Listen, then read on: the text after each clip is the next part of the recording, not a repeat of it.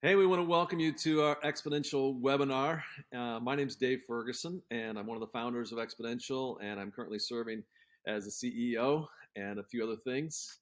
And I just want to say thanks for taking some of your time, especially during as the busy holidays are approaching us, to join us. And what we're talking about today is really around the theme of evangelism. At Exponential over the last couple of years, one of the things that we've noticed, it feels like fewer and fewer churches, are even talking about evangelism. It feels like you almost seldom hear of any church that has an evangelism program of any kind.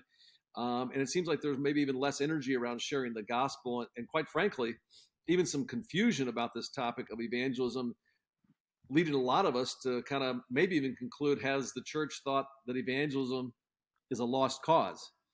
And that is actually our theme next year, in March of 2023, for Exponential. We're calling it Lost Cause, Reviving Evangelism, because we don't think it ought to be a lost cause.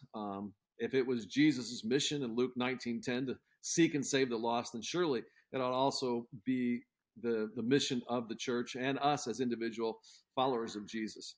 And we thought it might be good just to spend a little bit of time talking about, as we move into the Christmas season, how do we actually elevate this topic of evangelism through our local churches, and especially as we lead up to the conference in Orlando. And if you're interested in joining us in Orlando for our global conference, we sell out every year, and I would encourage you to go ahead and make sure you get your tickets now, so you don't miss it. I kind of call it Church Planapalooza. It's just a great time. You definitely don't want to miss it. And you are in for a real treat in this conversation too, because we've been able to assemble, and I'm going to say thanks to these guys, some terrific guests on this topic. We have with us James Grogan, who's the senior pastor. Is that right? Are you a senior pastor now? Senior pastor? I thought you used to be a lead pastor, James. Yeah, we suck at titles. It changes about every 6 months. So you're an old man now, senior pastor at Eastlake. Jay Kranda, who's the online community pastor at Saddleback. Thank you, Jay, for being here.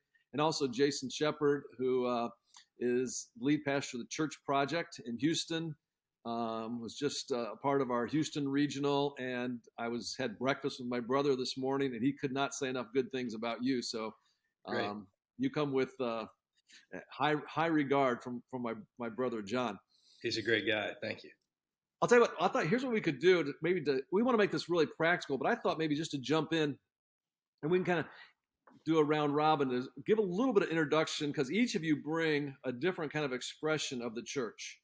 And one of the things that we've been talking about at Exponential recently, we've been talking about the church as multiple expressions. You have kind of macro, which is the prevailing model, and James kind of represents that along with some other things. You also have micro, and I think Jason has a unique expression of what it looks like to be a micro church that's also some expressions of macro, because they do gather, certainly. And then you have Jay, who's I would call kind of in the meta space. So you have micro, macro, and meta. So we have each of those expressions here. So maybe to start with, and I'm going to pick on Jay first. Just could you describe a little bit about your overall outreach strategy, what you're currently doing, really to kind of reach people far from God, and then we'll kind of go from there. So I'm the online pastor at my church, have been for 10 years. And so been figuring it out. What does it mean? And the way that we kind of think about this is that we want to obviously meet people where they're at, and they're scrolling and they're viewing content in different places. And so we're very intentional on trying to bring them to one of our physical expressions. So that might be one of our campus locations. We also have micro expressions. We call them extensions, which are online community members that are kind of empowered to host church in their home or rent a space. And so what that usually looks like is really around, we think of it as demystifying the church experience. And so the idea of, I think of it, I came to Christ when I was in high school, and I always would drive by this building, a brick building, and it was like an old Baptist building that I ended up coming to Christ in. But for a long time, I didn't know what was happening in that room. And so, I had a similar experience for a long time, driving by a mosque where I wouldn't even know what's going on. And now we think a lot that there are so many unchurched people that just don't understand what happens in our churches. And so digital gives us an opportunity to kind of demystify that, where We can be very intentional on maybe shorts or reels type of strategy where, hey, this is what it means to hang out. This is how your kids will feel comfortable. One of the practical things, now I'm coming from the digital, experience.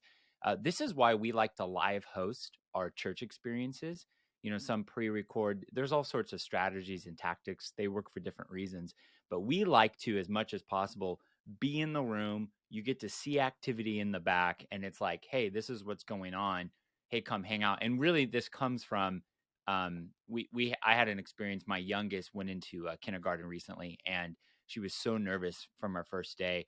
And the teacher sent her a video of a tour of the room, and my daughter got comfortable because she knew what she was going. And so we started to think more, how can we make that easier for a new person or somebody who's unchurched? But it's really about kind of demystifying that first experience. And so not exclusively, but primarily you see the digital expression as a way to link people either to one of your I'm using these terms, macro or micro expressions. Yeah, I think for us, and again, every organization, every church is going to have different, end in mind. For us, we definitely see it as a on-ramp to physical. And so we also are, investing a lot in, there's a lot of, like, we have over 500 online groups associated with our online community.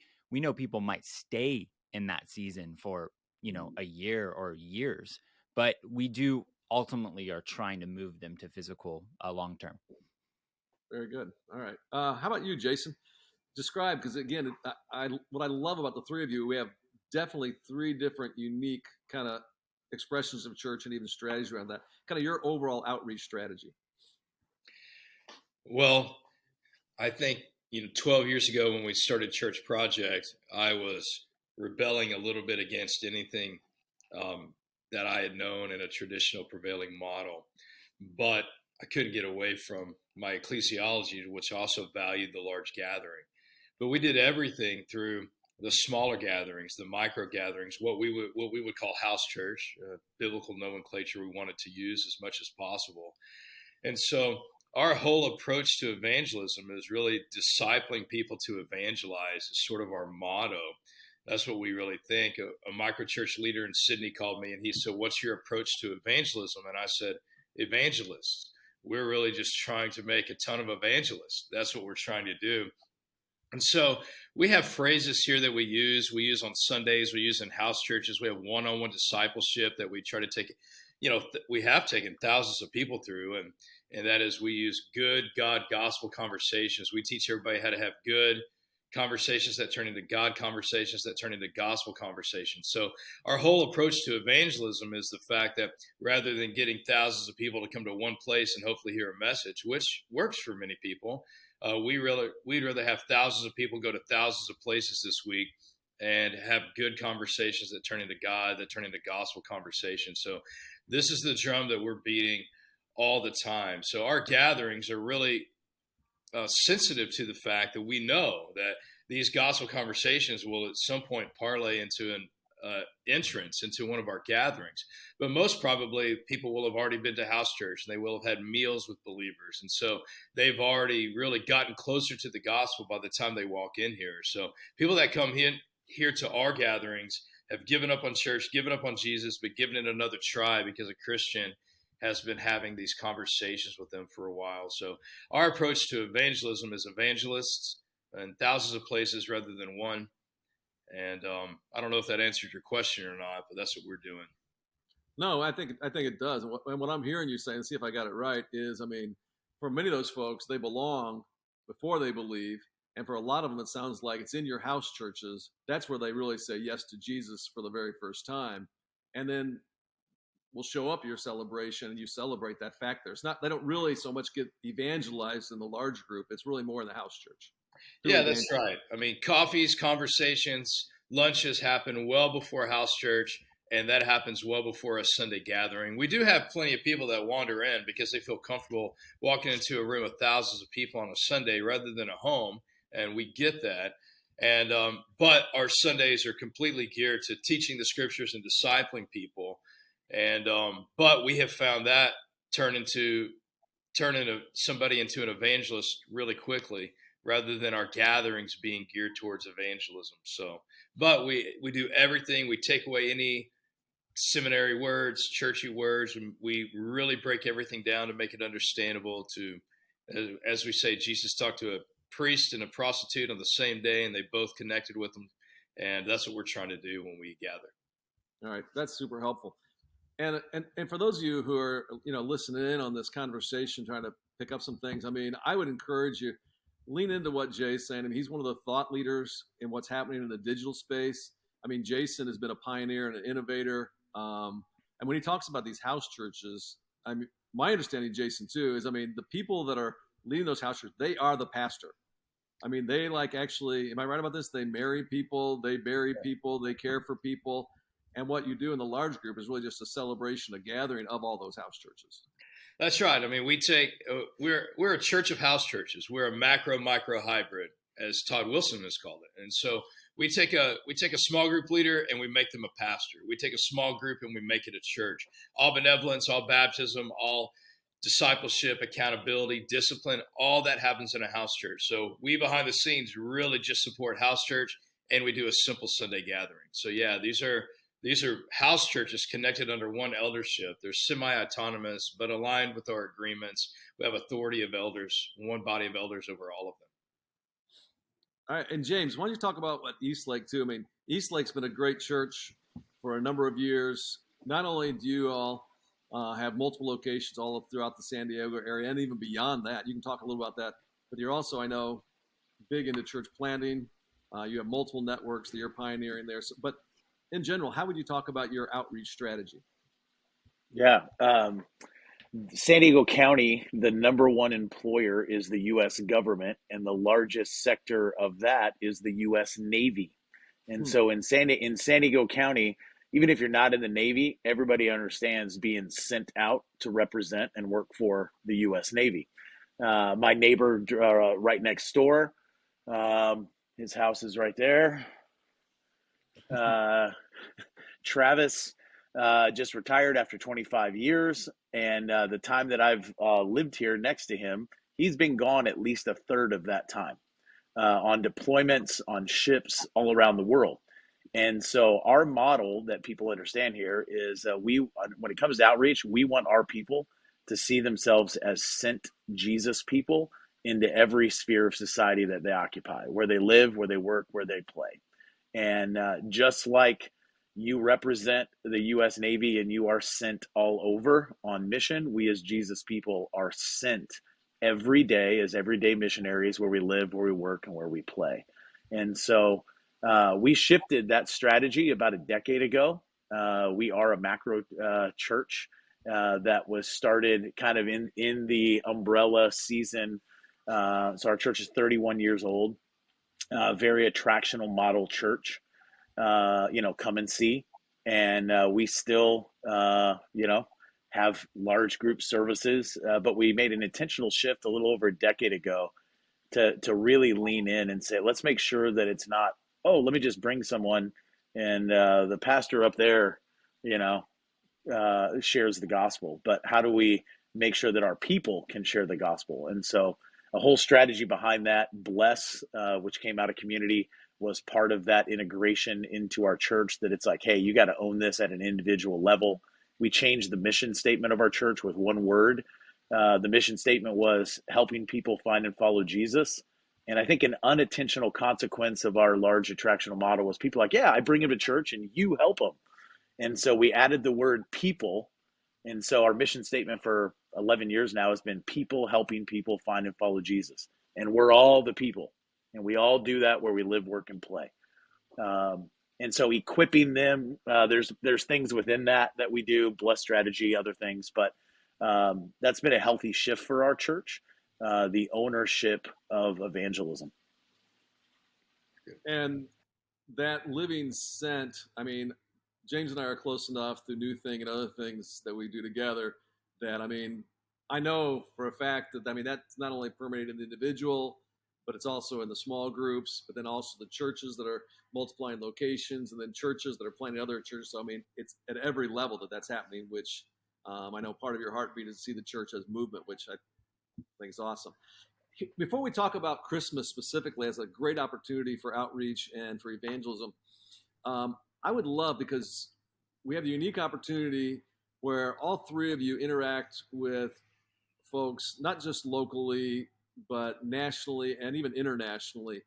But let's keep our scope to the North American context and even maybe your local region.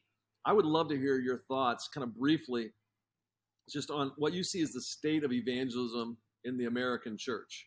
How are people thinking about evangelism, both church folks and unchurched folks, both across the country, but then specifically maybe more like in Southern California or in Houston as well. So I'll tell you what, let's go around the horn again. We'll start with Jay. What's your take on that? I mean, evangelism, is that an okay word to use? Are we allowed to do that anymore? Well, I definitely think it gets more complex for sure.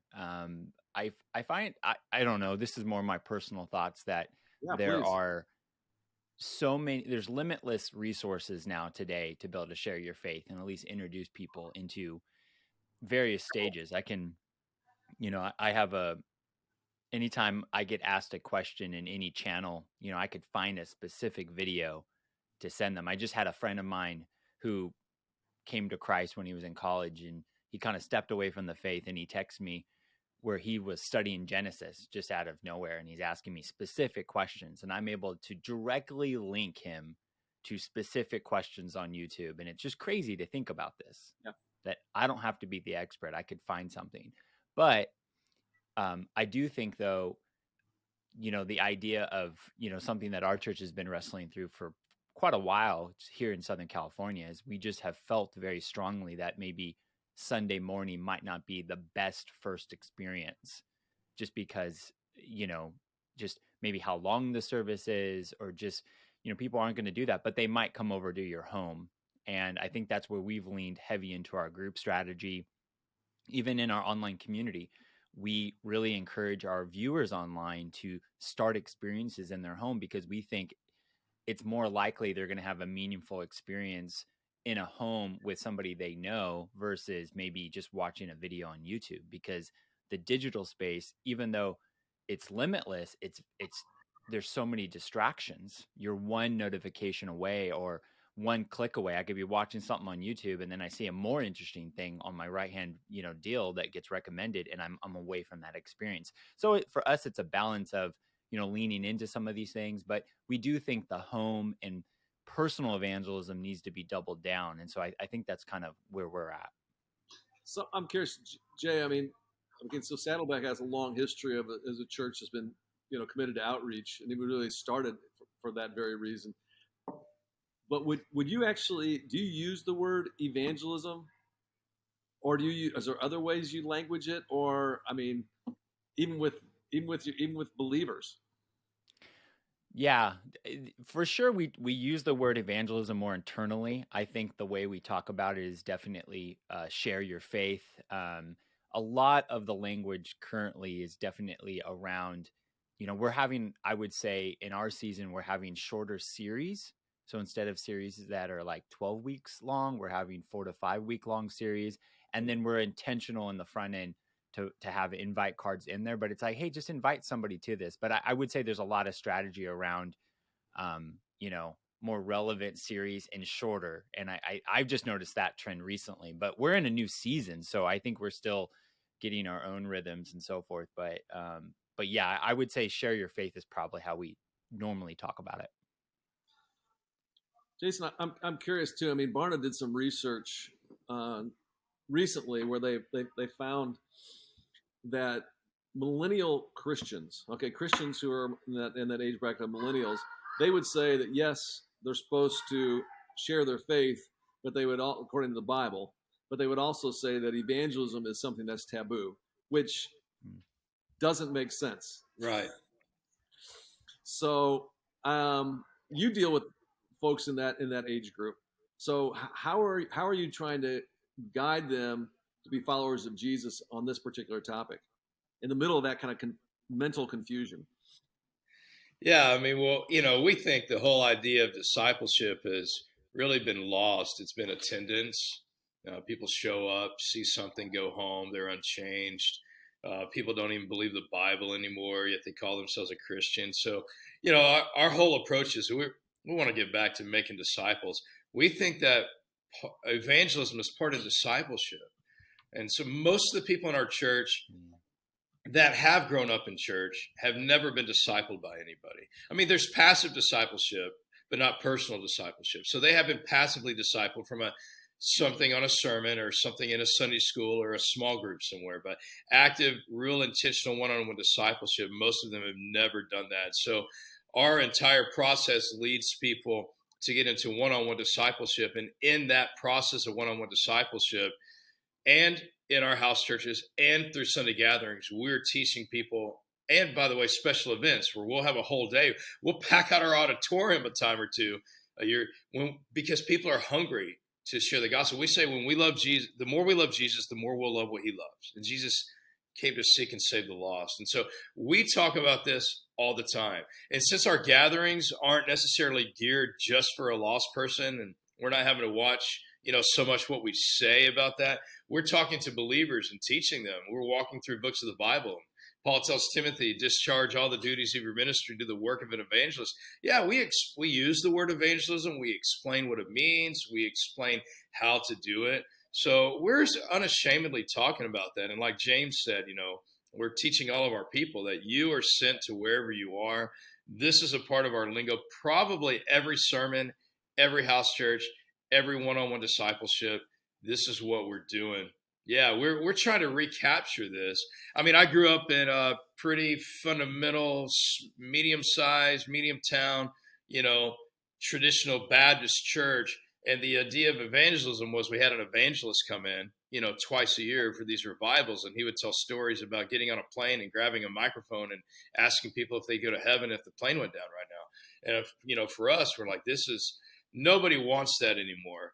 But right. We have found, people still they're made in the image of God. They're spiritual. They want to talk about spiritual things. And so the one-on-one conversations is where we are finding this happen all the time. It's happening at work. It's happening at lunch. That's where we're teaching our people to do it. So yes, we're using the word evangelism and we're teaching them how to be an evangelist. And I also hear you saying that really, evangelism for you all is understood as something within the whole discipleship process. Sure. And so the emphasis is really on discipleship. And of course, getting evangelized is something that happens along the way. Yeah, that's right.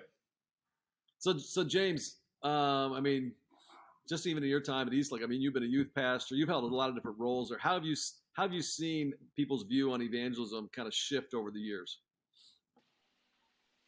Yeah, well, like I mentioned earlier, first of all, our church view, shifted from a predominantly taught come and see approach to hey, you can still come and see, but you got to go and share.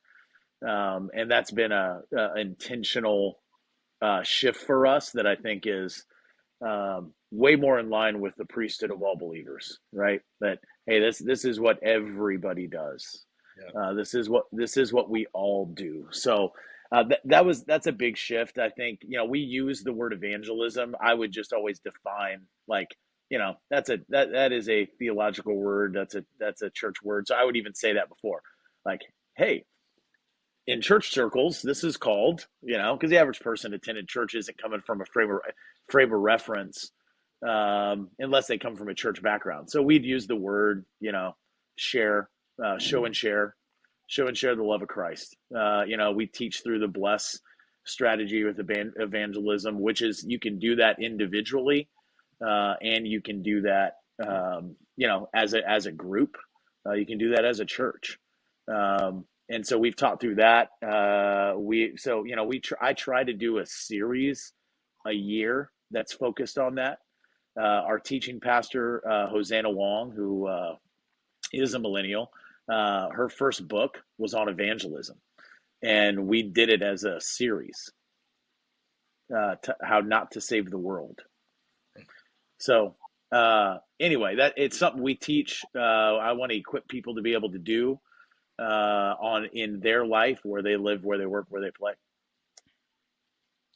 I'll tell you, with all that in mind, let's shift gears and let's talk about this season too. When you think about Christmas, Jay, so in the digital space, I mean, how's it different for Christmas? How's it the same? And do you see the same opportunity? Yeah, so I think obviously coming from the more online perspective, one of the things we think a lot about is we kind of have two approaches here. We definitely at our church are targeting people far away, but we're also trying to provide opportunities for people to attend locally. So we kind of one of the shifts we went to a couple years ago was I'm not the online campus pastor, I'm the online community pastor, and we did that because we want people not to commit just to online, and we know that people engage online both local and far away. So we kind of have this dual kind of target. And so if you're local, get into a campus, one of our locations. If you're far away, then we have a microsite strategy. And so with that, I kind of see it as we're trying to kind of the confirmation bias where kind of like the mailer does, where you have multiple touch points that you may see something in a feed or see something before. And a lot of times that's just making people feel more comfortable towards, coming in person. And so one of the things we practically do, and again, and we'll talk about this a bit too, is that there's also, the problem with digital, we joke around a lot that there's this like multiverse where you could just go so many different directions. There's so many tactics. And so I think that there are principles, but you got to really like figure out what makes sense for your area. Even the difference between like San Diego County versus Orange County, there's some differences. And you got to lean into those differences. But for us, one of the things that we think a lot about and we're always experimenting is Christmas time is definitely a season of trials and transitions for people. We're seeing all the layoffs that are happening. And so Yep. there's a lot of people being shaken to the core that, they're not God and they're not in control. And that I believe is an opportunity that God is softening hearts to maybe being a little bit more warm to the gospel. Again, we're just going to steward our side of the conversation. And so this is where, with ads, and it's not even a lot, you can talk to somebody. And the angle we come at it is, yes, we run ads to come check out our church on Christmas, but I would say we try to, if we're being strategic, we try to weigh it towards just starting a conversation in a DM. So what that practically looks like is vertical video, short content under 60 seconds, can even be an iPhone type of quality. And it's like, hey, and like we did this last year where we shot some stuff where like I had a Christmas tree behind me and it was just like, hey, is Christmas, it's Christmas time. Are you going through something? And we talked to them about, you might be stuck at home because at that time, COVID, and this is what's going on. Hey, we would love for you to experience what Christmas is all about. And it's about Jesus. Two ways you can do that. You can check out our church this Christmas or message us. And we would love to tell you about some resources we have in our area to help you with support. And so around counseling and so forth. And so I think for us, we see digitally, yes, we stream our services, we do all that, and that's a great kind of introduction. But I also think with some digital type of ads, you can kind of start conversations. The hard part is you don't want the call to action just to be, hey, come see something in a scroll in my feed to, I got to now show up physically. I mean, that's like saying, hey, buy this car and add it to your cart and buy it, right there. And so we're trying to lean in, and this is hard, but if you have some people that love digital, love people, you can do a lot of, direct to messenger type of conversations, and you start conversations, you show them you love them, which ultimately I believe too, locally, if you run it in a 10-mile radius, it could lead to people showing up physically. And we see that. Love it. So, I mean, this is terrific stuff because, I mean, on the other hand, I heard James, it's not exclusive, but more of an angle like, hey, you know what? Christmas is almost universally celebrated. People are going to look for a place to have that Christmas experience. Why not at our church? And then that gives us opportunity to invite them to Christmas Eve where maybe they hear the gospel. And what I hear you also saying, Jay, is yeah, but also Christmas accentuates any pain you're going through. I mean, if you lost somebody, I mean, you feel it the most at Christmas. If your marriage is going through a hard time or you went through a divorce, you feel it the most at Christmas because you're not with your kids. All those kinds of things. If you lost your job, I mean, it's even worse at Christmas. I can't afford to buy gifts. And so that's a great opportunity to enter into a conversation with someone and show them some hope. one more time, Jay. Just pretend like you're coaching a church planter. All right, this church planter, they planted like just right out of COVID. They're a year into it. This is like maybe their second Christmas. How would what you just described there that you're currently doing at Saddleback? How would you coach them to do that at their church plant? Yeah, so I would have them, at their church property. Hopefully, their Christmas decorations are up, or they have something, even minimal, in the background. Even Do if it's vertical video. maybe at Hold a your phone school out. or something like that. If there's Yep. even okay, Yep. got it. I think it's always important to show where you're meeting. You want to connect the person they're going to see and the location. I think that, again, demystifies it. It connects it. And again, it's not super high quality. It could be super low quality. People want to connect like that way. And I see the value when I call somebody or jump on a video call and it's me and they saw me on the stream. It's a huge value to do that. And you as the pastor get to do that. Who better, even if it's like, and this is the cool thing, it's like vertical video, it's just you in there, and you just say, hey, Christmas time, we know for some is super hard, and we want you to know our church cares about you. And so 2 ways you can do that. You could check out one of our church services, this Christmas. We would love to meet you, or let us know what's going on. We would love to pray for you and maybe even help direct you to some resources in your area, and then have a link for them to RSVP for that Christmas service. And then what you do is you create a business account on Facebook, which is simple, and you can do it in a 10-mile radius. You can get real fancy and look up lookalike audiences, maybe upload 100 emails, and Facebook will do all the magic to target people in your area. But just something simple like that. And what's awesome about that is it's promoting yourself in a way that if they see you at the coffee shop, or you're getting that mailer type of experience. Oh, okay, that is super helpful. And super cost effective too.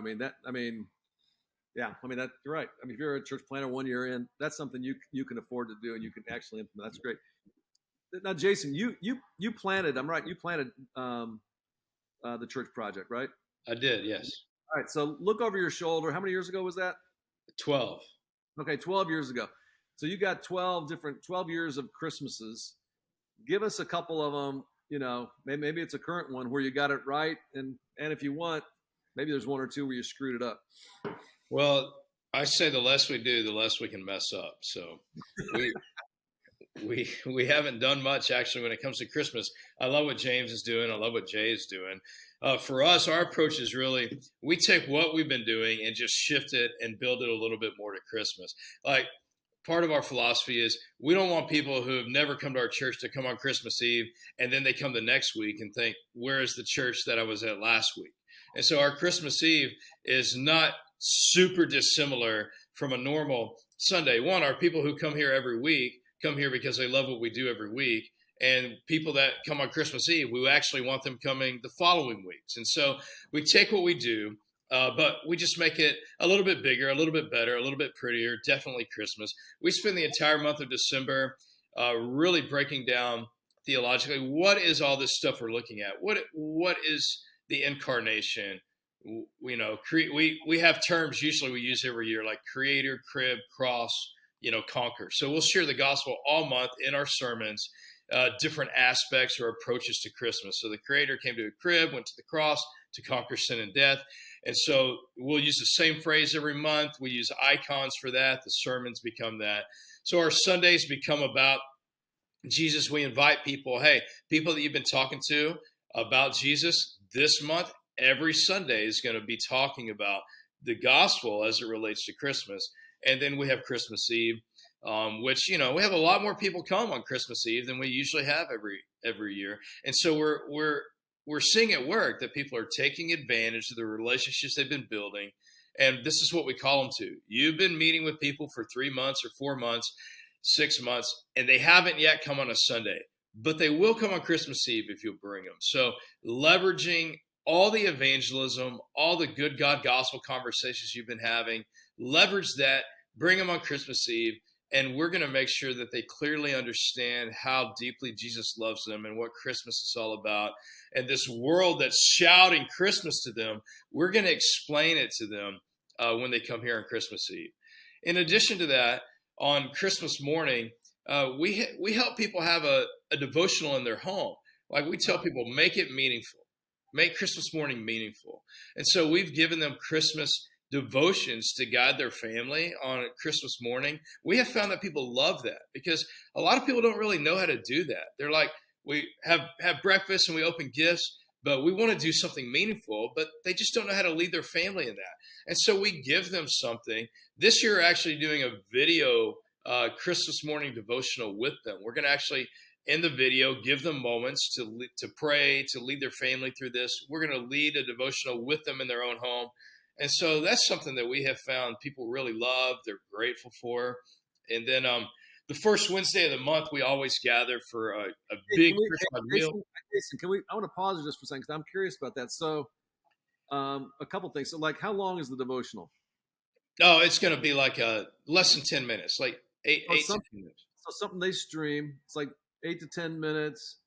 Do you give some, like, facilitate some conversation there too? Yeah, absolutely. We invite them into this moment, and we sort of give them words to say, and then it'll be just a screen, like a fireplace kind of lit kind of thing, where we're going to be like, hey, we're going to be back in 1 minute.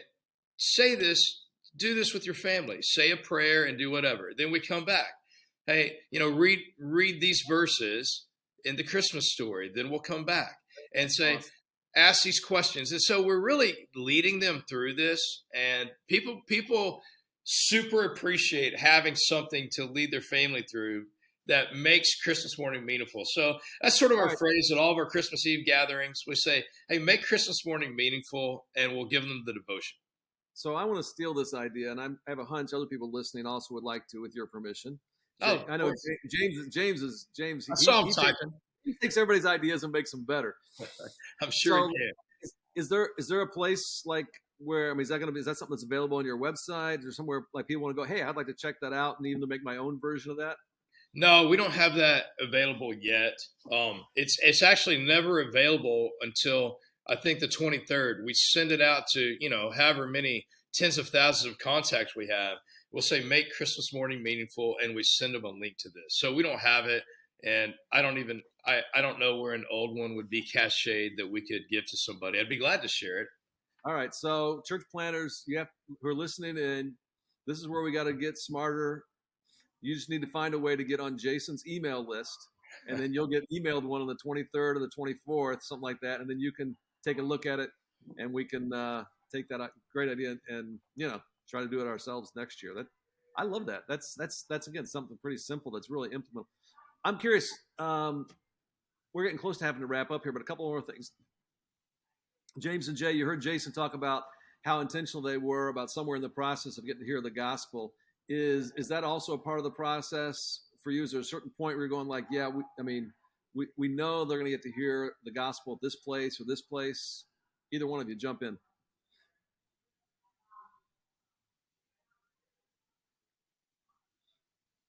Well, I'll just say that, yes, definitely, for us, it's all about getting them into the service, I would say. And so for sure, I would, the obvious is that in the service at the end, one big thing I would say from a digital perspective that we've leaned in very intentionally is we've dialed in because of, I would say, a lot of our COVID experiences, our kind of digital next step moment. And so I think that there's this intention. Of course, we know the service is going to be uniquely targeted. We're going to have the gospel presentation in there. But I would say in the service, we've spent a lot more time the last, I would even say 3 months, dialing in. How do we make sure that anybody, either in the room or online, gets to and does fill out the next step moment? Because I think that's the big thing, is that you have everybody attending, which is awesome, but we're trying to go the long distance with the person. And so I think it's really about how do we make it simple for somebody to respond. And so we've leaned in heavy in this season into a kind of a QR code moment where, hey, pull out your phone and a lot of those type of things. And again, honestly, we'll do anything just trying to get them to fill out that card. And I think for us, it's, hey, get this, so that we would love to align that. And then that connects to Pastor Andy's very strategic around, hey, next week we're starting this series, or we're doing this. And usually that's really tied into being super practical to that first time person. Hey, we're going to talk about relationships. We're going to do that. But I would say for us, it's really dialing in, how do we make sure that person in the back row watching on YouTube, watching on Facebook, how do we make sure that they all respond? So it's that, for us, we started this like /saddleback.com/next, which is just a next steps mobile site that's real simple for them to fill out stuff. And our team at our church has been great at making that seamless. And then we put that link on all of our streaming platforms. So if you're watching on Facebook or YouTube, we talk about it on the stream. Hey, fill out. And so there's a lot of this intentionality. We know they're going to hear the gospel, but how do we make sure they don't just exit out or they just leave? And I think that's where everybody here is like, yeah, how do we get better at that? And I think we spend a lot of time trying to dial that in, and we have more room to improve for sure. James, how about you? Is it at the invitational event? Is it later at a Christmas Eve service, or is it both? Or is there a strategy about that where they, you make sure they hear the gospel or get an opportunity to? Yeah, we're doing it all the time. So I would say probably the only event it's not happening very clearly is when they drive in the parking lot for the Christmas lights. we're not necessarily sharing the gospel there. We're sharing snow. Southern California snow, but at everything else, like all of our services leading up to for the month, we're talking about what Christmas means, very much like Jason said. We're, sharing that very clearly at our Christmas Eve services, definitely weekly. It might be different depending on who's teaching or where that message goes, but it is a purposeful, hey, let's make sure we're bringing this back to the core and the invitation. Love it. As we wrap up, this has been terrific. So you got church planners, primarily. We got other folks listening in, but we love church planners the most. And you're going to coach them to make, hey, here's one or two things. Maybe it's, last minute changes to really create a more invitational experience, to reach people far from God, to impact their community. What advice would you give them? We're just a month away from Christmas or less. What advice would you give them on here's a couple things you could still do that could actually really reach people and make an impact? I'll pick on Jason. Why don't you go first? Well, I would say people are looking for meaningful things. So when we had 40 people when we started, they wanted meaningful moments. They wanted to hear things that were true, that helped them. They wanted meaningful moments. And so I would say just create meaningful moments for however many people are in the room. And part of the meaning is sharing things that are true, helping them understand more of God's great love for us, what Christmas is about. But creating meaningful moments is more important than I think anything else for people. And people will invite people to things that matter to them. And so rather than trying to build a crowd, create meaningful moments for the people that you have, and they'll bring other people to that. I think that's great. And my hunch is that when you worked with a team of either your staff or volunteers to create what you anticipate is going to be a meaningful moment, probably the way you talk about it too is going to be just more contagious, more infectious. It's going to draw them in. All right, that's good. Everybody can do that. Meaningful moments. Make sure it's meaningful. Good. James, what would you say? Last minute kind of, hey, Christmas is coming. Here's a couple things. Don't forget. Yeah, God's Spirit is always drawing people to himself. And so have eyes to see and ears to hear where the Spirit is already moving. And that is with your neighbors, with your coworkers, with your friends, and look for opportunities to share Christ and invite them into, some of our environments or experiences where they're going to hear the gospel.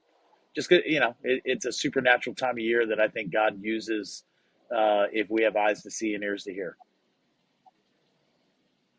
That's also helpful. I mean, it's funny because as we're talking, I'm thinking bigger picture, like how to, programs, plans, events, strategies, digital strategy stuff. And what I'm hearing you say is, hey, even personally, don't forget God's always at work. Yep.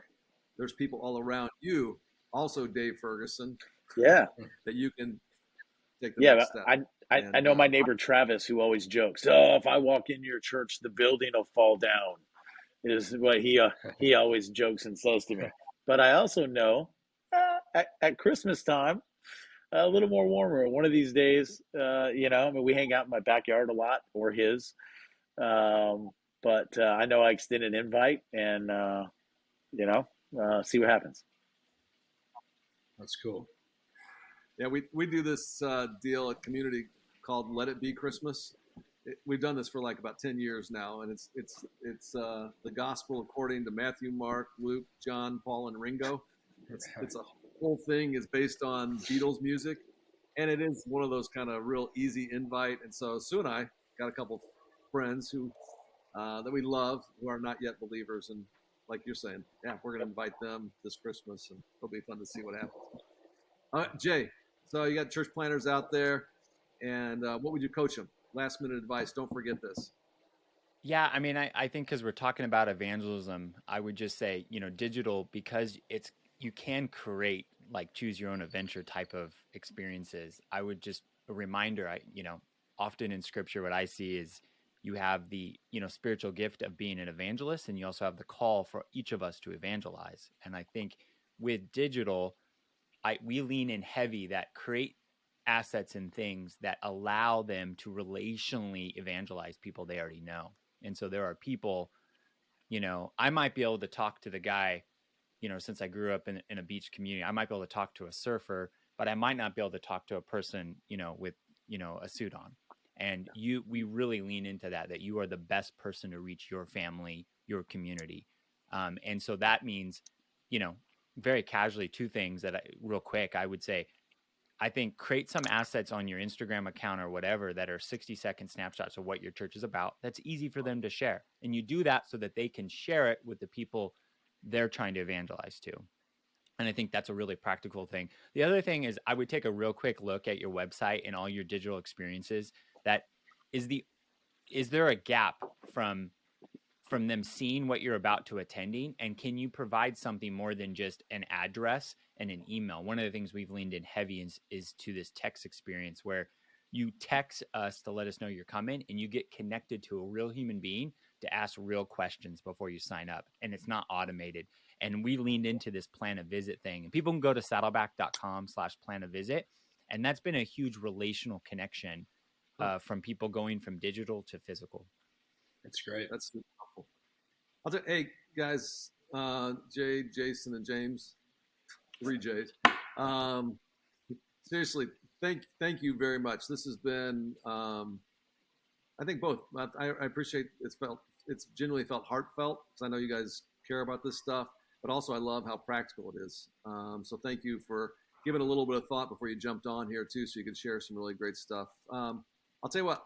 I know we're pushing the time limit, but I'd love to pray just for everybody that's listening in and their Christmas, and then we'll give them a little information, then I'll let you guys go. Is that okay? Great. All right. Father, I want to say, first of all, for every person listening in, especially church planners, who sometimes we put so much pressure on ourselves, help us to remember that as badly as we want other people to come to know you, you want it even worse. That's right. And you prove that through Jesus. And lovingly, because of love, you died for us and came back to life. And so, Lord, I ask that we trust you. I ask that we submit all our plans to you. But Lord, at the same time, I also ask that you kind of sanctify our imaginations. Give us creativity. Give us ideas that we can use for your kingdom cause. And we promise to give you all the credit and all the glory. And it's in Jesus' name that we pray. Amen. Amen. Thanks, guys. For everybody listening in, don't forget to check out Exponential's website, all our social media pages. And if you haven't got a ticket for next March, you definitely want to do it because it will sell out. And I've been asking lots of awesome people to be there, and it's going to be a great, great, great event. So next March, you want to be there. I think most of these people here will be there as well. So we will see you then. And everybody have a great Christmas. Thanks, guys. See ya. Thanks, guys. See you, Dave.